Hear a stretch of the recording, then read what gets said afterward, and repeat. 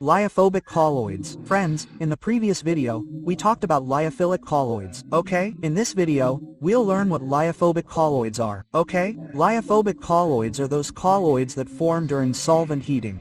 Okay? There's less interaction between the dispersed fuzz and the dispersed medium. Okay? Less or no interaction between the dispersed fuzz and the dispersed medium. Okay?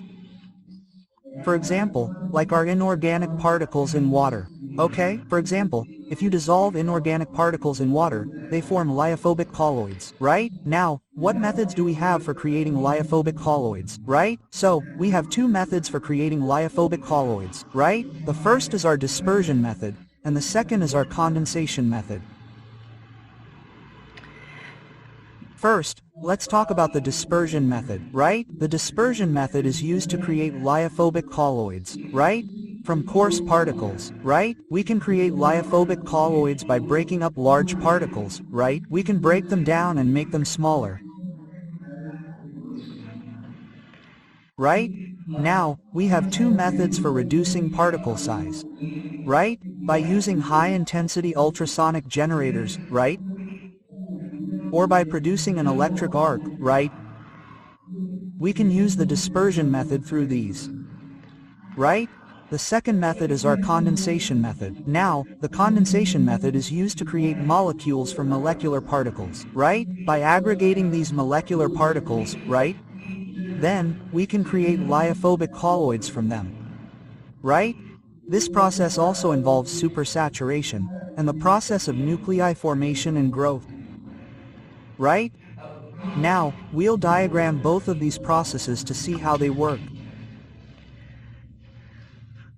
Look, friends, our molecular particles have a very small size range.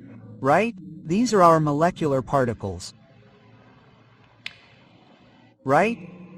Take our colloids, lyophobic colloids, for example. Their size is larger than a molecular particle. Right? These are our colloids. And our coarsely dispersed particles are even larger. Their size is larger than a colloid. Right?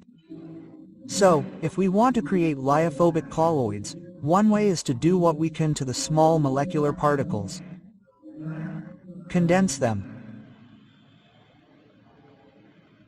Right? So that the small particles combine to form larger particles. This process is called the condensation method, aggregation of molecular particles, right? By supersaturation and nuclei formation and growth, right? And what is the second method? We break up the large coarse particles, right? We break them down into smaller ones, right? And disperse them. This is called the dispersion method, right? Coarse particles are reduced to form lyophobic colloids, right? Now, what are the methods for particle reduction? We have two methods for particle reduction, using a high-intensity ultrasonic generator and producing an electric arc, right? So this is how our lyophobic colloids are made. You can take a screenshot of it if you want.